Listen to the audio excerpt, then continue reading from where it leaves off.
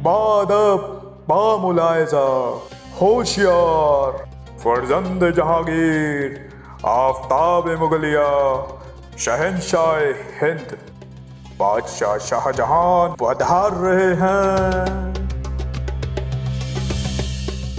कुछ ऐसे ही आवाजें लगाई जाती होंगी जब शहंशाह बादशाह खुद यहाँ पर आते होंगे, या शायद इससे भी भव्य। बहरहाल ये जो आप पीछे इमारत देख रहे हैं, ये सिर्फ लाल पत्थर और मिट्टी की कोई इमारत भर नहीं है। ये है मुगलों की आन बान शान और नाक, और आज के हिंदुस्तान के दिलों की धड़कन। वो लहराता हुआ तिरंगा इस बात का प्रतीक है कि हमारा देश की ये धरोहर है। हर 15 अगस्त को भारत के प्रधानमंत्री यहाँ आते हैं और इस प्राचीर से तिरंगा फहराते हैं। कहते हैं 29 अप्रैल 1638 को इसकी पहली नींव रखी गई। लाल किले की अगर हम ऊंचाई की बात करें तो 75 फीट लगभग इसकी ऊंचाई है।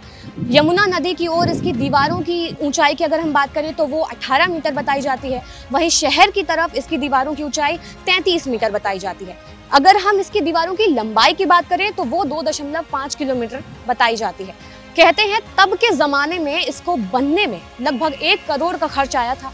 10 साल लगे थे इसको बनने में। 1638 से काम शुरू हुआ था और 1648 में बनकर ये पूरी तरह से तैयार हुआ था। अब ये इतना वक्त क्यों लगा था, इतना पैसा क्यों लगा था, इन सब की डिटेल्स आपको देंगे। फिलहाल आगे बढ़ते हैं और उसके बाद आपको लाल किले के हर एक पहलू से रूबरू कराते हैं।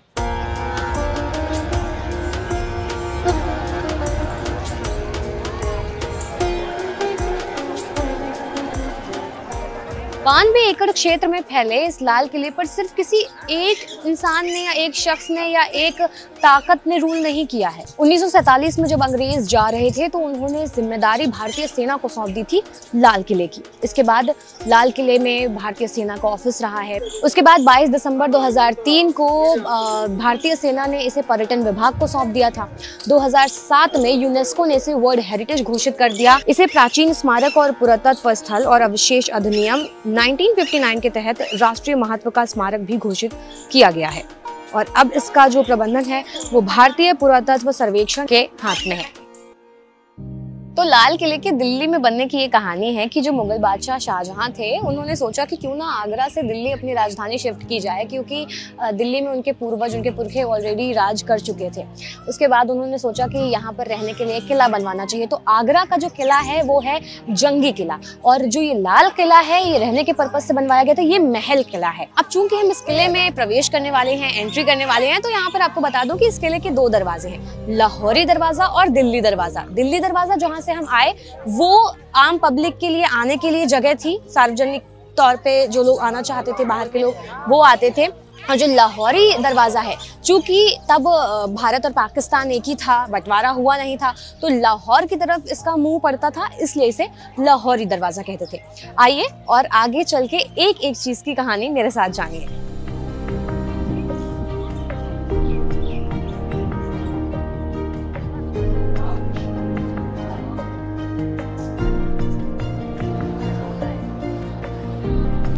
ये जो तोपें हैं कहीं ना कहीं अंग्रेज़ी हुकूमत ने रखवाई हैं, ऐसा माना जाता है, क्योंकि इसमें 1827 जो मेंशन है ये वही सन मेंशन है, क्राउन मेंशन है। इसके अलावा पी है, पी मतलब प्रूफिंग से ये गुजरी हैं। इसके बाद इसमें वो मार्क लगाया गया है, इंग्लैंड में बनाई गई हैं ये। इसके अलावा जो आपने यहाँ पर अभी देखा है 47,325 एक तोप में लिखा हुआ है और एक में 52,0 लिखा हुआ है, इससे उसके वजन का पता चलता है। उस वक्त की अगर ऑर्डिनेंस फैक्ट्रीज की हम बात करें तो उनके मानकों के हिसाब से एक तोप का वजन 2,437 किलो है, वहीं दूसरे का वजन 2,565 किलो है। ऐसा कहते हैं कि 1857 में जब गदर हुआ था दिल्ली का, तब ये जो तोपें हैं ये अंग्रेज़ों ने यहाँ रखवाई होंगी, क्योंकि उसके बाद 1857 से लेकर के अब तक काफ़ी लंबे समय तक यहाँ पर कोई तोप थी नहीं। बाद में जब ये मिली उसके बाद इसमें केमिकल कोटिंग वगैरह करवा के, जैसा कि मैंने आपको बताया, कि इसे अब डिस्प्ले किया गया है लोगों के देखने के लिए।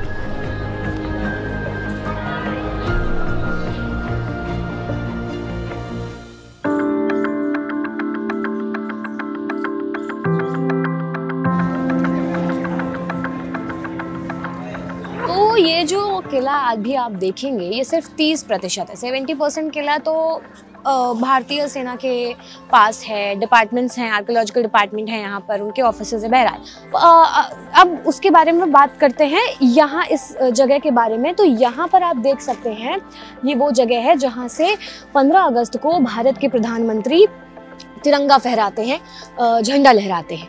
तो पहले ये जो सीढ़ियाँ आप देख रहे हैं जो अब बंद है, जिसमें अभी तार डाले गए हैं, पहले कोई भी गेस्ट आता था या फिर खुद प्रधानमंत्री के लिए ये सीढ़ियाँ ही इस्तेमाल की जाती थी। मगर बात है तब की जब अटल बिहारी वाजपेयी भारत के प्रधानमंत्री थे, उनके घुटने की सर्जरी हुई थी और इस तरीके से उनको चढ़ने में उनको तकलीफ होती, दिक्कत होती, इसलिए उसके बाद यहाँ पर लिफ्ट बनवाई गई और फिर तब से जितने भी प्रधानमंत्री या कोई चीफ गेस्ट या स्पेशल गेस्ट आते हैं उन्हें इस लिफ्ट के द्वारा ऊपर लेकर जाया जाता है और फिर वो वहाँ से जाते हैं और झंडा फहराते हैं। बहरहाल यहाँ पर आम जनता का आना मना है, आम पब्लिक यहाँ नहीं आ सकती है। चलिए अब आगे चलते हैं और जानकारी लेते हैं आगे के बारे में।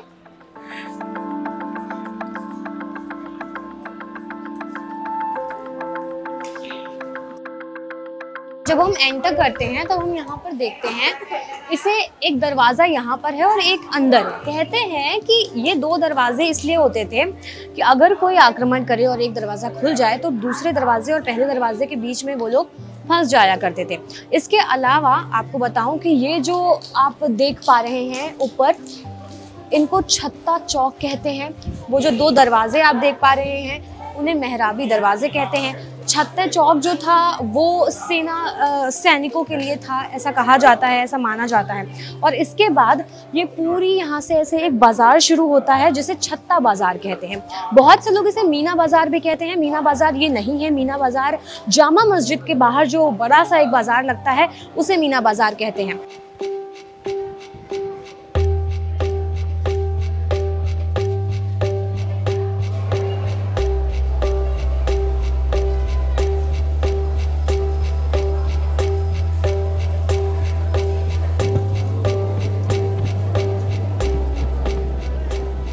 तो अभी हमारे कैमरा पर्सन राग हैं, वो यही कह रहे थे कि यहाँ पर जैसे ही हमने एंट्री की है, धूप इतनी बाहर है लेकिन यहाँ काफ़ी हवा चल रही है, ठंडक है। तो आपको बता दूँ कि ऐसा कहा जाता है कि पहली बात तो ये कुछ विशेष पत्थर और मिट्टी से बने हैं जो मैंने आपको बताया था। इसके अलावा ऐसा भी कहा जाता है कि इसकी जो दीवारें हैं वो खोखली, और कुछ ऐसा मैनेजमेंट किया गया था कि यमुना नदी का जो पानी है वो आ करके इनके इमारतों के खंभों के बीच से जाता था और उसके बाद वो पानी भी लगातार मूव करता रहता था, ठहरता नहीं था, क्योंकि अगर ठहरेगा तो स्मेल करेगा, तो वो लगातार मूव करता रहता था और वापस जा करके नहर में मिल जाता था। बहरहाल इस नहर की भी एक कहानी है जो अभी आपको आगे बताएंगे।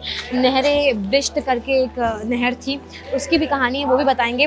लाल किले को इतना वक्त क्यों लगा था बनने के लिए ये भी आपको बताती हुई चलती हूँ जब तक हम लोग रास्ते में हैं और अपनी नेक्स्ट लोकेशन तक, डेस्टिनेशन तक पहुँच रहे हैं।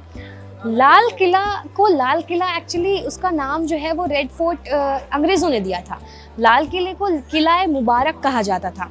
ये अंग्रेज़ों को किला मुबारक बोलना बहुत मुश्किल होता था, इसलिए चूँकि ये लाल पत्थर का था, लाल बलुआ पत्थरों का था, और उसके बाद इसे लाल किला या रेड फोर्ट के नाम से ही ये प्रचलित हो गया। इसके लिए कश्मीर से चीज़ें आई, ईरान से कारीगर आए नक्काशी करने के लिए। इसके अलावा लकड़ी जो है वो ईरान से आई थी। राजस्थान से इसके लाल जो पत्थर हैं वो राजस्थान और कश्मीर से आए थे, और तब के ज़माने में लगातार 4 से 6 साल तक वो पत्थर बैलगाड़ियों के ज़रिए, बैलगाड़ियों के द्वारा रोज़ाना लाए जाते थे। इतना किलोमीटर, इतने हज़ारों मील चल के वो आते थे, इसीलिए इसको 10 साल लग गए हैं बनने के। तो आप समझिए कि ईरान, कश्मीर, राजस्थान और तमाम जगह के जो लोग हैं, जो कारीगर थे, उनको बुलाया गया था और उसके बाद उसको बनवाया गया था। तो चलते चलते आपको ये भी बता दूं कि जब आप वो सामने संगमरमर जैसा कुछ सफ़ेद सा एक देख पा रहे हैं, किले नुमा जो आकार है, उसे नौबत खाना कहते हैं। अब इस नौबत खाने की कहानी क्या है, इसके लिए आपको वीडियो देखते रहना पड़ेगा ना। आइए।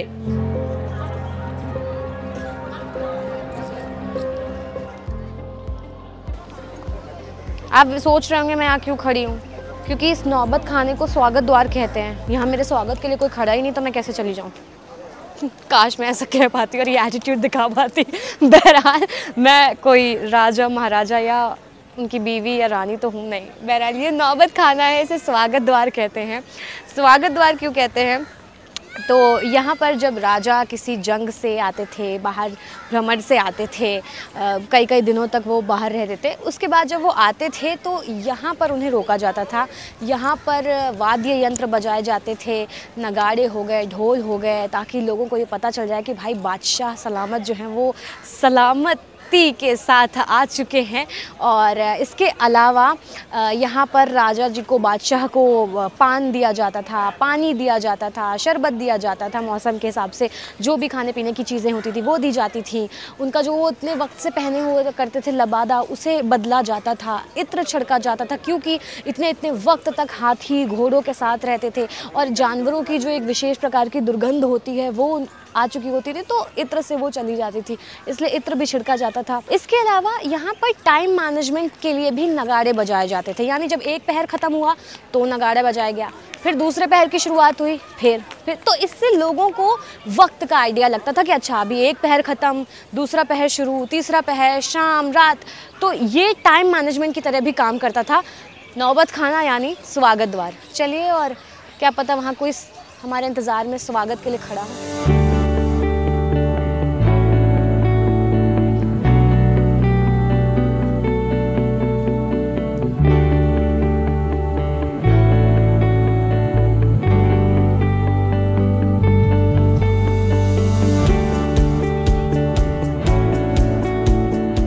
अब हम नौबत खाने से भी आगे आ गए हैं और हमें वो दूर दिख रहा है दीवाने आम। ये है दीवाने आम। यहाँ का ये जो रास्ता आप देख रहे हैं तो बेशक मतलब जाहिर है राजा ऐसे आते होंगे तो सामने से झन झन करके चले जाते होंगे और वहाँ पर दीवाने आम में विराजते होंगे। अब ये रास्ता इसलिए बंद कर दिया गया है क्योंकि यहाँ पर साइड पे जो आर्कियोलॉजिकल डिपार्टमेंट है अपना, उसने फूल वूल लगवाए हुए हैं और जो आम पब्लिक आती है वो इसी के बीच से निकलती थी और फूल वगैरह तोड़ लिया करती थी, इसलिए इसे यहाँ से बंद कर दिया गया है। और अब आप इस रास्ते से या फिर उस रास्ते से ही दीवाने आम तक जा सकते हैं।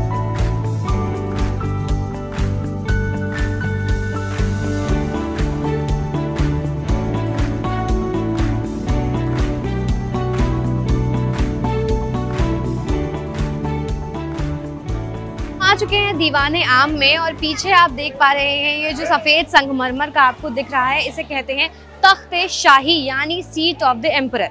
और वहाँ से ही सारे फरमान सुनाए जाते थे, यानी कि काबुल से दक्कन तक, बंगाल से कश्मीर तक, 16 प्रांत जहाँ जहाँ पर भी मुगल थे वहाँ पर यहाँ से जो हुक्म दिया जाता था उसकी तामील की जाती थी। जिस पर मुकदमा चला जा रहा होता था वो सामने पेश होता था, साइड में बाकी के सारे जो उनके मंत्रीगण या सभासद वगैरह होते थे वो बैठा करते थे। अब इसके अलावा अगर आप देखेंगे तो वो एक जालीनुमा जगह आपको दिख रही होगी। वो जालीनुमा जो जगह है वो है बादशाही बेगम की जगह, यानी कि जो बादशाह की मुख्य बेगम होती थी, जो मल्लिका होती थी, वो वहाँ बैठती थी। और ठीक दूसरी तरफ भी एक ऐसा ही जालीनुमा दरवाज़ा सा खिड़की सी दिखेगी, वहाँ पर राजमाता बैठती थी। जब बादशाह नहीं हुआ करते थे गद्दी पर या कहीं बाहर हुआ करते थे तो बादशाही बेगम के पास वो ताकत थी कि जो भी ज़रूरी दस्तावेज़ हैं या डॉक्यूमेंट्स हैं या कोई फ़ैसला लेना है तो राजा की, बादशाह की गैर मौजूदगी में बादशाही बेगम वो फ़ैसला लिया करती थी। अच्छा, तो हम दीवाने आम में हैं और मैंने आपको बताया था कि हम दीवाने आम में जाकर के आपको बताएंगे कि इसे लाल किला कहते हैं या फिर ये संगमरमर का बना हुआ है। तो अभी आपने देखा तख्ते शाही जो संगमरमर का बना हुआ है। इसके अलावा अगर मैं यहाँ की बात करूँ तो यहाँ पर आप देख सकते हैं बाकी का जो पूरा भवन है ये फोलिएटेड आर्चीज है, यानी कि फूल नुमा आकृति का बना हुआ है और पत्थरों पर भी एक ऐसा ही काम है। ये काम शाहजहां के दौर पे का एक सिग्नेचर काम है। जामा मस्जिद हो, लाल किला हो, ताजमहल हो, इन सब जगह पर ये काम मतलब आपको मिलेगा। 17,000 लोग लगभग लगे थे इसे बनाने में और 10 साल का वक्त लगा था, मैंने आपको बता दिया। कहते हैं कि ये पूरे भवन दरअसल लाल बलुआ पत्थर का है और इसके ऊपर चूने का काम किया गया था। चूने के काम के साथ उस पे फोलिएटेड काम किया गया था, मीनाकारी का काम किया गया था, माफ कीजिएगा। मीनाकारी यानी कि सोने की तारों से सोने का काम किया हुआ था। उसके बाद जब जैसे जैसे हुकूमतें बदलती गई, कहते हैं कि अंग्रेज जब आए, ब्रिटिश जब यहाँ पर आए, तो उन्होंने जब लूटा और सोने की जो चीज़ें हैं उसको उखाड़ के उसे खरोंचा, उसे निकाला और उसके बाद ये पूरी तरीके से अजीब सा भद्दा सा दिखने लगा क्योंकि सब उखड़ा हुआ सा नजर आता था। उसके बाद इसका वापस निर्माण कराया गया जब भारत सरकार के पास आया और आर्कियोलॉजिकल डिपार्टमेंट ने इसे किया। उसके बाद इसे वापस से पॉलिश किया गया इसके ऊपर और लाल बलुआ पत्थर आ चुका है क्योंकि चूना झड़ चुका था उसको साफ करने में लिए, तो इसलिए ये पूरा भवन अब लाल दिखता है, जबकि तख्त जो है वो संगमरमर का है। अब कहते ये हैं कि बाहर की बिल्डिंग तो लाल किले की लाल ही थी, लेकिन अंदर के जो भवन थे या तो वो संगमरमर के बने हुए थे और जो संगमरमर के बने नहीं हुए थे, जो लाल बलुआ पत्थर के बने हुए थे, उनके ऊपर चूने से काम किया गया था और उसके ऊपर भी काफ़ी तरह की नक्काशी की गई थी। अब उन नक्काशियों की क्या स्पेसिफिकेशन है, उन नक्काशियों को क्या कहते हैं, वो भी आपको बताएंगे, पर वो हम बताएंगे आगे जाकर खास महल और दीवाने खास के पहुंचकर।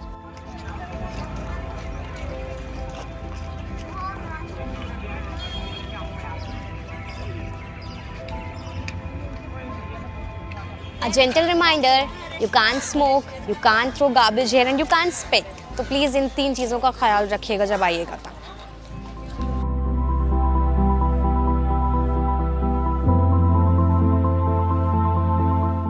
तो ये है वो ख़ास महल जिसके बारे में अभी मैंने आपको बताया। ख़ास महल यानी कि ये बादशाह का महल है। यहाँ पर बादशाह रहा करते थे जब वो शहर में होते थे और इस ख़ास महल में रियल जेमस्टोन्स और रियल गोल्ड का काम था। अब जो कि ऑब्वियसली आपको नहीं दिखेगा, यहाँ से सब लूटा जा चुका है। उस साइड अगर मैं आपको दिखाऊं तो वो देखिए, वहाँ अब आप ऊपर चढ़कर नहीं जा सकते हैं क्योंकि उधर साइड यमुना है और लोग जाने के बाद क्या करते थे कि इमारतों पे अपने प्रेम की गाथा लिखते थे और वहाँ से अपने प्रेम के अनाउंसमेंट घोषणा किया करते थे। तो इसलिए अब आपको ऊपर जाने को नहीं मिलेगा ताकि आप इमारतें ना ख़राब करें, लेकिन आप नीचे से देख सकते हैं। सामने से अभी आपको दिखाती हूँ कैसा दिखता है महल। बगल में आप देखेंगे तो ये यमुना गेट कहलाता है। यमुना गेट यानी कि चूँकि जो आगरा है वो यहाँ से 200 किलोमीटर है एग्जैक्ट, और यमुना नदी के किनारे इस महल को बनाने की यही एक ख़ास वजह भी थी कि जब भी राजा चाहें, बादशाह चाहें, वो सड़क मार्ग से तो जा ही जाएं बल्कि यमुना के द्वारा भी नाव से वो जाएं। तो जो ये यमुना गेट है, जब आप नीचे उतरेंगे और ये दरवाज़ा खुलता था तो सीधा यमुना की तरफ खुलता था। बादशाह यहाँ से जाते थे और नाव के द्वारा वो आगरा जाया करते थे। अब ये है चूँकि ख़ास महल और इसमें थे राजा, तो इसके एक साइड पर है रंग महल। रंग महल यानी कि वहाँ पर वाद्य यंत्रों का साथ काम होता था, वहाँ पर और भी तमाम चीज़ें हैं जिसके बारे में हम आपको वहीं जाकर बताएंगे। और इसकी दूसरी तरफ है दीवाने ख़ास। ये दीवाने ख़ास, जैसे दीवाने आम था जो आम लोगों के लिए था, वैसे ही ये दीवाने ख़ास है जो ख़ास लोगों के लिए था। इसके बारे में भी डिटेल देंगे इसके पास जाकर के। तो पहले मेरे ख्याल से चलते हैं रंग महल की ओर और उसके बारे में जानते हैं।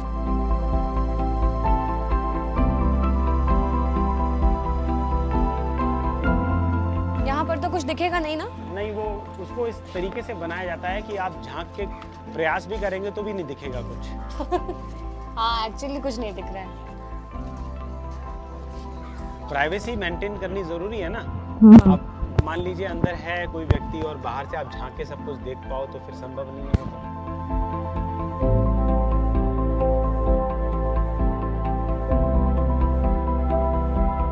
रंग महल क्या है, जब राजा रक्स होते थे यहाँ पर गाने बजाए जाते थे और राजा अपने महल से आकर के यहाँ पर बैठ करके उस संगीत का आनंद लेते थे।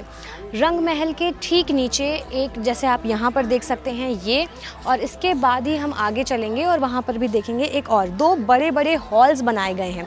इन दोनों हॉल्स का क्या काम है? इन दोनों हॉल्स में अगर राजा कभी बादशाह वहाँ बैठना चाहें तो बैठते थे, उनकी प्राइवेसी मेंटेन रहनी चाहिए। तो इस वजह से बादशाह वहाँ पर जाया करते थे, बैठा करते थे। और आप कितना भी कोशिश कर लें इन जालियों से झांकने की, आपको कुछ नहीं दिखने वाला। मैं ट्राई कर चुकी हूँ और इसे कुछ इस तरह से बनाया गया है कि प्राइवेसी मेंटेन रहे और आपको कुछ दिखे भी ना। बहरहाल रंग महल पर वापस आते हैं। रंग महल में नृत्य पेश किए जाते थे, गाने गाए जाते थे। और आगे बढ़ेंगे तो आपको मैं एक नहरे बिश्त के बारे में भी बता रही थी, नहरे बिश्त के बारे में बता रही थी, जिसे स्वर्ग की नदी भी कहते हैं। वो भी कुछ इस तरीके से, कुछ ऐसा मैकेनिज़्म था कि बहाई जाती थी कि आप वो देख सकते हैं बीच में वहाँ पर एक जगह बनी हुई है, वहाँ से वो नहर ऐसे जाती थी। इसके अलावा वो नहर वापस जा कर के वापस यमुना में ही मिलती थी।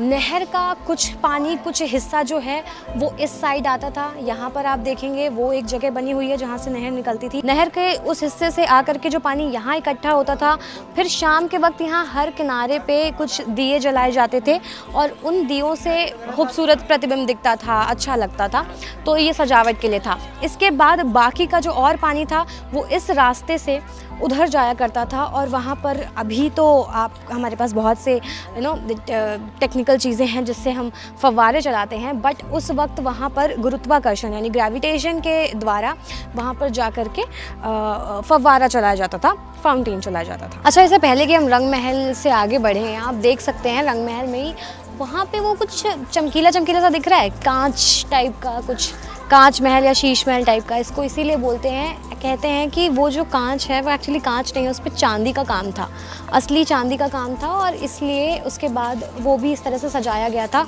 और यहाँ पर शाम को मोमबत्तियाँ जला करके एक काफ़ी अच्छा सा सीन क्रिएट किया जाता था, ताकि मूड लाइटिंग के लिए बेसिकली।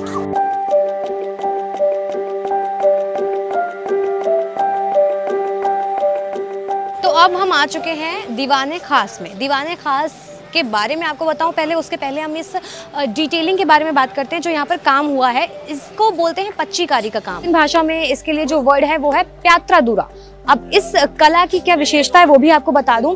इसमें क्या होता है कि ये ऐसे ही नॉर्मल बनाया नहीं गया है, यहाँ पे रत्नों को इसको शेप दिया गया है, फिर उसे काटा गया है और फिर उसे एक विशेष प्रकार की सीमेंट से इसमें लगाया गया है, जिससे कि ये प्राकृतिक तौर पर खुद कभी भी नहीं गिरेगा, लेकिन जब तक कि इसे निकाला ना जाए। अब आप ये देखिए, यहाँ पर ये एक फूल नुमा आकृति आपको दिख रही है, इसको यहाँ पर से निकाला गया है। मतलब कि जब लोगों को यहाँ पर चढ़ने का मौका दिया जाता था तो लोगों ने दुरुपयोग किए हैं। इसके अलावा ये भी कहा जा सकता है कि हो सकता है कि जितने भी लोगों ने शासन किया है यहाँ पर आकर, उनके द्वारा किया गया हो। बहरहाल ये पत्ती आप देख सकते हैं कितनी गहराई में ये रत्न ऐसे जड़े हुए थे, ठीक है। और उसके बाद वो फूल देख सकते हैं। इसके अलावा वहाँ कुछ सामने आप देख सकते हैं फूल पत्ती की जो आकृति है वो भी उसे भी निकाला जा चुका है, ज़बरदस्ती खोदा गया है कहीं ना कहीं देखा जाए। अच्छा, एज पर इस्लामिक बिलीफ जो ये काम होता है, जो ये चित्रकारी होती है, उसमें आप हाथी, घोड़े, मतलब जीव जंतु, जानवर वगैरह नहीं दिखा सकते हैं। पर जहांगीर के बाद से ये जो तरीका था वो बदला। उन्होंने बोला कि नहीं भाई, हम हर चीज़ को, कला है, कला को प्रतिबंधित नहीं किया जा सकता, हम हर चीज़ दिखाएंगे। इसीलिए आपने देखा होगा लाल किले में हम जितना भी अभी घूम कर आए हैं, दीवाने आम की चित्रकारी हो या फिर दीवाने खास की हो या फिर खास महल या फिर आगे जा करके आपने रंग महल देखा उसकी हो, वहाँ पर आपको चित्रकला और इस तरीके की चीज़ें दिख जाएंगी। तो यहाँ पर ये हमने आपको बताया दीवाने खास की चित्रकारी, चित्रकला के बारे में, जो यहाँ पर शिल्पकला है उसके बारे में। तो दीवाने खास जो है ये यहाँ पर, वो सामने आप देख सकते हैं एक सिंहासन जैसा कुछ बना हुआ है। यहाँ पर हुआ करता था पीकॉक थ्रोन यानी मयूर सिंहासन और कोहिनूर हीरा। दीवाने खास में एक डेली रूटीन मीटिंग टाइप की हुआ करती थी। बादशाह यहाँ पर बैठते थे कुछ खास लोगों के साथ, अपने मंत्री लोगों के साथ, अपने राज परिवार के लोगों के साथ, अगर उन्हें कुछ डिस्कस करना है या कोई अगर विदेशी ताकत या कोई विदेशी आया है उनसे मिलने, तो वो भी दीवाने खास में ही मिला करता था। बात करते हैं मयूर सिंहासन की और कोहिनूर हीरे की। तो मयूर सिंहासन कहते हैं कि उसे बनने में केवल 7 साल लग गए थे। अब वो 7 साल क्यों लग गए थे? क्योंकि ऐसा कहा जाता है कि 1150 किलो सॉलिड गोल्ड का मयूर सिंहासन बना हुआ था। इसी के साथ उसमें तकरीबन 35,000 जेम स्टोन्स लगे हुए थे। यानी अगर हम जेम स्टोन्स को भी तोलते हैं तो लगभग बन जाएगा आपका 250 केजी जेम स्टोन्स लगे हुए थे। और इसके अलावा सॉलिड गोल्ड था, इसलिए उसे लगा 7 साल का वक्त बनने में। अब बात करते हैं कि वो मयूर सिंहासन और कोहिनूर हीरा गया कहाँ। नादिर शाह नाम का एक ईरानी राजा था जिसने जो है दिल्ली पर आक्रमण किया 1739 में। मोहम्मद शाह रंगीला जो था उसको उसके मिजाज की वजह से मैंने बताया कि उसको उपाधि दी थी रंगीला की, क्योंकि वो अपने भरे दरबार में स्त्रियों के कपड़े पहन कर आता था और नाश्ता वाश्ता था। आसानी से वो नादिर शाह से हार गया, मुगल पराजित हो गए। 41 दिन तक नादिर शाह ने लूटा दिल्ली को और सारा सामान ले करके लूट करके वो ले गया ईरान जब गया तो पीकॉक थ्रोन और कोहिनूर दोनों वहां चले गए। इसके बाद पीकॉक थ्रोन का अस्तित्व में तब तक रहा है जब तक नादिर शाह जीवित रहा है। मतलब उसका हिस्टोरिकल अगर परिप्रेक्ष्य देखें, ऐतिहासिक परिप्रेक्ष्य, तो मिलता रहा है उसका सबूत। लेकिन आफ्टर नादिर शाह उसके बाद क्या हुआ, मयूर सिंहासन, उसका हमें कोई अभी तक कोई इंफॉर्मेशन, साक्ष्य नहीं मिलता है। कोहिनूर वापस आया भारत में। कोहिनूर कैसे वापस आया? महाराजा रंजीत सिंह के पास आया। वो अहमद शाह अब्दाली के कुछ वंशज थे, उनका कोई कनेक्शन था, उसके ज़रिए से महाराजा रंजीत सिंह के पास कोहिनूर आया अहमद शाह अब्दाली के वंशजों के द्वारा। जब वो वापस आया तो उसके बाद जो तीसरी पीढ़ी थी रंजीत सिंह की, वो 1850 में ब्रिटिशर्स से हार गई। और जब ब्रिटिशर्स से हार गई तो ब्रिटिशर्स ने महाराजा दिलीप सिंह उस वक्त बहुत छोटे हुआ करते थे, तो कोहिनूर हीरा और महाराजा दिलीप सिंह के साथ वो इंग्लैंड ले गए। जब इंग्लैंड ले गए तो इंग्लैंड की महारानी ने, महाराजा दिलीप सिंह छोटे थे, उनको अडॉप्ट कर लिया तो दिलीप सिंह काफ़ी इमोशनल हुए और उन्होंने जो वो कोहिनूर था वो रानी को दे दिया। कहते हैं कि वो जो कोहिनूर था वो रानी ने अपने मुकुट में जड़वा लिया और तब से कोहिनूर वहीं पर है। तो फिलहाल मयूर सिंहासन और कोहिनूर जो हमारे देश का था वो अब हमारे देश का नहीं रहा था।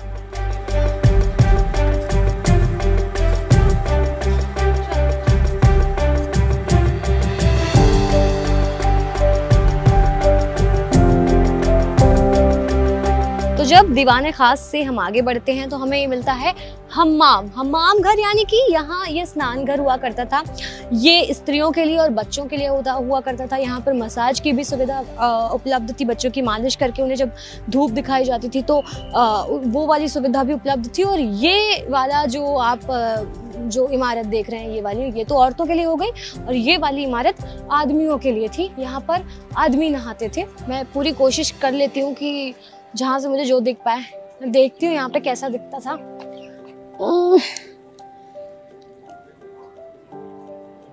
बहुत कुछ खास तो नहीं दिख रहा है, लेकिन हाँ ये है कि कुछ कुछ तो बना ही हुआ है चीज़ें। और कहते हैं कि इसको ऐसे बनाया गया था कि ऐसा लगे कालीन बिछी हुई है, क्योंकि ऑब्वियसली आप अपने नहाने की जगह पर कालीन तो नहीं बिछा सकते, पर वो राजा थे। आइए आगे बढ़ते हैं और आगे चलते हैं। वो देखिए, ये है मस्जिद। ये मस्जिद अभी जो है वो बंद रहती है, यहाँ पर कोई इबादत नहीं होती है। ये मोती मस्जिद है। तो ये मोती मस्जिद शाहजहां ने नहीं बनवाई, ये मोती मस्जिद बनवाई औरंगजेब ने, क्योंकि मस्जिद के तौर पर सिर्फ जामा मस्जिद था, तो यहाँ के जो लोग थे इबादत वहीं पर की करते थे। पर औरंगजेब को लगा कि महल के अंदर, किले के अंदर भी एक मस्जिद होनी चाहिए इबादत के लिए। तो उसके बाद औरंगजेब ने ये इबादत के लिए बनवाई मस्जिद, जिसको नाम दिया मोती मस्जिद। अब यहाँ पर कुछ नहीं होता, ताला लगा हुआ है।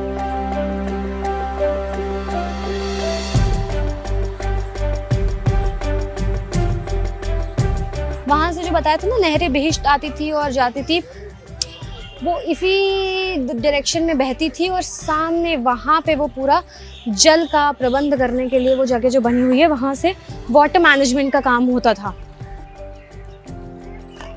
तो ये जो बाग है, बड़ा सा जो बगीचा आपको दिख रहा है, इसे कहते हैं हयात बख्श, यानी हयात मतलब जिंदगी, बख्श मतलब बख्शने वाला, रक्षा करने वाला, यानी जिंदगी बचाने वाला बगीचा। पहले ये ऐसा नहीं हुआ करता था, ऑब्वियसली यहाँ पर घास वगैरह नहीं होती थी, पौधे टाइप की चीज़ें हुआ करती थी, जड़ी बूटियाँ हुआ करती थी, तमाम ऐसी चीज़ें थी जो महामारी से, बीमारियों से, कोई चोट लगने से, युद्ध में लड़ने से, इन सब चीज़ों को वो जड़ी बूटियाँ सही कर पाती थी, इसलिए इसे हयात बख्श कहते थे।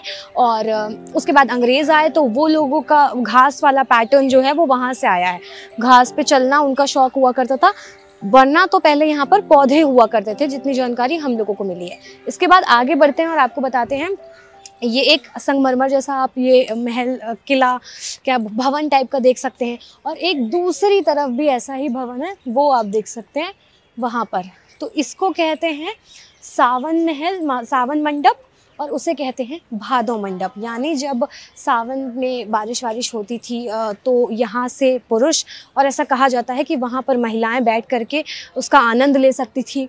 यहाँ पर छोटे छोटे आले आपको दिख रहे होंगे, वो आले, उसमें मोमबत्ती या दिया रखा जाता था, जो बारिश में और खूबसूरत लगता था, दिखता था। तो ये है सावन और भादो मंडप की कहानी। अब आपको दिखाते हैं वो एक दूर, आपको वो छोटू सा वो दिख रहा है लाल पत्थर वाला, वो एक महल टाइप का, आइए उसके बारे में बताती हूँ। बड़ा मुझे सुन के बड़ा अच्छा लगा था, वो मैं आपको बताती हूँ। तो ये बात है तब की जब बहादुर शाह जफ़र, यानी मुग़लों के आखिरी जो बादशाह थे बहादुर शाह जफ़र, वो यहाँ लाल किले में रहा करते थे, तब की बात है, क्योंकि उसके बाद तो अंग्रेज़ों का शासन आ गया था। तो इसे कहते हैं ज़फ़र महल। ये उन्होंने बनवाया, क्यों बनवाया? क्योंकि जब उन्हें एकांत चाहिए होता था, या जब वो शेर व शायरी के बड़े शौकीन किस्म के इंसान थे वो, तो वो यहाँ पर जाते थे अपने एक सेवादार के साथ, और वो सेवादार जो था वो उनको हुक्का, पान, पानी, जो भी उन्हें चाहिए होता था वो उन्हें प्रोवाइड कराता था महल के अंदर, और वो अपना ज़फ़र महल में बैठ के आराम से गज़लें सुनते, शायरी लिखते, शेर लिखते, और अपना जो कहते हैं ना मी टाइम, वो मी टाइम लेने के लिए बादशाह ने एक महल बनवा दिया, ज़फ़र महल। और इंटरेस्टिंग फैक्ट है, आप ये जान लो कि ये जो ज़फ़र महल है, यहाँ पर हर कोई नहीं जा सकता था। इसके चारों तरफ जो है वो एक नहर सी थी, पानी था, और पानी के बीच में इस ज़फ़र महल को बनवाया गया था। तो जब भी राजा को, बादशाह को जब जाना होता था तो वो क्या करते थे, वो यहाँ पर तक आते थे, उसके बाद नाव हुआ करती थी, एक नाव में बैठते थे, फिर वो नाव उस कोने पे ले जाई जाती थी, और फिर वहाँ पर उस महल में जा कर के बादशाह अपना मी टाइम एंजॉय करते थे। और वो पत्थर वगैरह जो हैं, सवाल उठेगा, जैसे मेरे जहन में उठा था तो मैं बता देती हूँ। मुझे लगा ये पत्थर यहाँ पे क्यों है, तो यहाँ पर चल रहा है थोड़ा मेंटेनेंस का काम, कुछ पत्थर में दरक गए हैं, कुछ आई थिंक क्रैक्स वगैरह आ गए हैं, तो जो हमारा डिपार्टमेंट है वो यहाँ पर कुछ काम वगैरह करवा रहा है। ये है ज़फ़र महल की कहानी।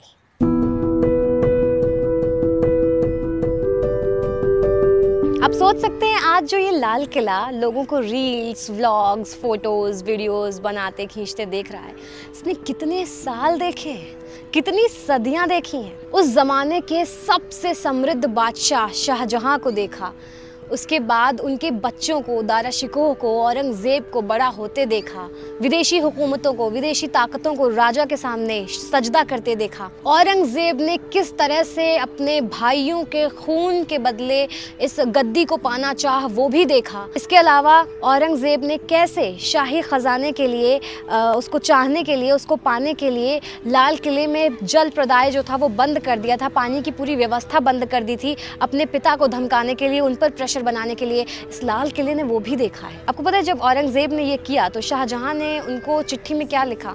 उन्होंने एक चिट्ठी लिखी थी और उन्होंने उसमें लिखा था, पिसर तू अजब मुसलमानी ब पिदरे जिंदा आब तरसानी, आफरी बाद हिंदवान सदबार, मैं देहदम पिदरे मुर्दारावा दायम आब। बेटा तू अजीब मुसलमान है कि जीवित पिता को पानी के लिए तरसा रहा है। प्रशंसनीय है वो हिंदू जो अपने मृत पूर्वजों को भी पानी देते हैं।